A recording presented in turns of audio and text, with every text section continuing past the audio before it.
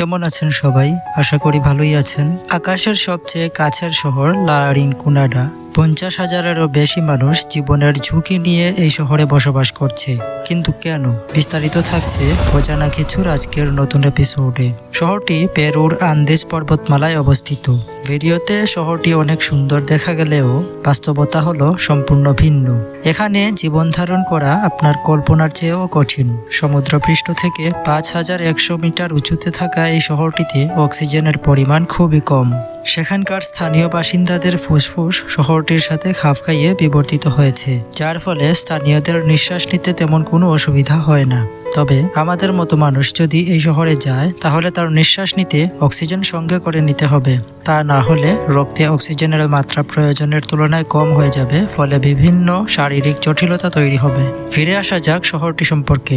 শহরটি যেন মেঘের উপর ভাসছে। বিশ্বের সবচেয়ে উঁচু টাওয়ার বুর্জ খলিফা, এর মতো 6টি টাওয়ার একটার উপর আরেকটা রাখলে যে উচ্চতা হবে, লারিনকুনাডা মেঘে ভাসমান শহরটি ঠিক ততটুকু উচ্চতায় অবস্থিত। শহরটির আবহাওয়া প্রচণ্ড ঠান্ডা। চারদিকে শুধু ধূসর পাথর, সবুজ উদ্ভিদ বলতে কিছুই নেই। বিশুদ্ধ পানি সরবরাহের ব্যবস্থা নেই বর্জ্য নিষ্কাশনের ব্যবস্থাও। পানিতে ভেসে বেড়াচ্ছে পারদের মতো ক্ষতিকর ধাতু। এমন অস্বাস্থ্যকর জায়গায় যা হবার তাই হয়। শ্রমিকরা প্রায়শই শ্বাসকষ্ট আর ডায়রিয়ায় ভুগে। আর উচ্চতাজনিত সমস্যা, মাথা ব্যথা, মাথা ঘোরা, বমি বমি ভাব, মানসিক অবসন্নতা ও নিদ্রা ইত্যাদি সমস্যা তো রয়েছেই। বলা হয় লারিনকুনাডা শ্রমিকদের খুন করে। হয় সে খনির দুর্ঘটনায় মারা পড়বে, নইলে কোনো রোগে ভুগে ধুকে ধুকে মারা পড়বে। শহরটির লোকেদের গড় আয়ু মাত্র 30 বছর। তাহলে এত ঝুঁকি নিয়ে মানুষ কেন এই শহরে বসবাস করে? তাদের এমন জীবনের ঝুঁকি নিয়ে এই শহরে কাজ করার কারণ হলো সোনা। এই শহরে প্রচুর সোনা পাওয়া যায়। শহরের পাশে এক পর্বতে রয়েছে এই সোনার খনি। এই খনিতে পৌঁছাতে হলে শ্রমিকদের তাদের বসতি থেকে সরু একটা পথ হেঁটে 1 কিলোমিটারের মতো জায়গা পাড়ি দিতে হয়। প্রতি বছরে 100 টনেরও বেশি ধাতু ওখান থেকে উত্তোলিত হয়। এর মধ্যে আছে সোনাও। ছোট একটি আংটিতে যেই পরিমাণ স্বর্ণ রয়েছে, তা সংগ্রহ করতে পাহাড় কেটে সরাতে হয় 250 টন পাথর। এই সোনার জন্য শ্রমিকদের এত কষ্ট, এত ঝুঁকি, এত সংগ্রাম। এত কষ্ট করে শ্রমিকরা যা সোনা পায়, তার মালিক কিন্তু সে নিজে না। সে তো শুধুমাত্র সেখানে সোনা খোঁজার চাকরি করে। তাদের মাসের শেষে কোনো বেতন দেয়া হয় না। তাহলে কেন তারা সেখানে কাজ করে? এই খনির শ্রমিকরা ওই অঞ্চলে প্রচলিত একটা বিশেষ চুক্তিতে কাজ করে। চুক্তির নাম হলো কচুরীয় চুক্তি। কচুরীয় চুক্তি হলো শ্রমিকরা সারা মাস সোনা সংগ্রহের কাজ করবে। মাসের শেষে তাদেরকে একদিনের জন্য সোনার খনির মালিকানা দিয়ে দিবে। এই একদিন শ্রমিকরা যত সোনা সংগ্রহ করতে পারবে, সেই সোনার মালিক সে নিজেই। এর ফলে কারো ভাগ্য বদলে যায়, আর কারো কারো পুরো মাসের শ্রম হয় মূল্যহীন।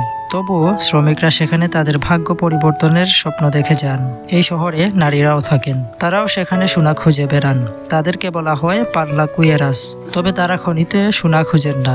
সেখানকার প্রচলিত বিশ্বাস, নারীরা খনিতে ঢুকলে অমঙ্গল হয়। খনি থেকে উত্তোলিত পাথর থেকে সোনাসহ বিভিন্ন ধাতু আলাদা করে ফেলার পর সেই পাথরগুলো খনির বাইরে ফেলে দেওয়া হয়। পাল্লাকুয়েরাসরা সেই ফেলে দেওয়া পাথরের স্তূপে রয়ে যাওয়া সোনাসহ বিভিন্ন ধাতু খুঁজে বেড়ায় নারীরা। শহরটিতে পাল্লাকুয়েরাস আছে মোট 700। সবার মনে ভাবনা, সারা জীবন এখানে থাকবো না, কোনো মতে কিছুদিন থেকে ভাগ্য পরিবর্তন করার মতো কিছু পুঁজি করেই ভালো কোথাও পাড়ি জমাবো।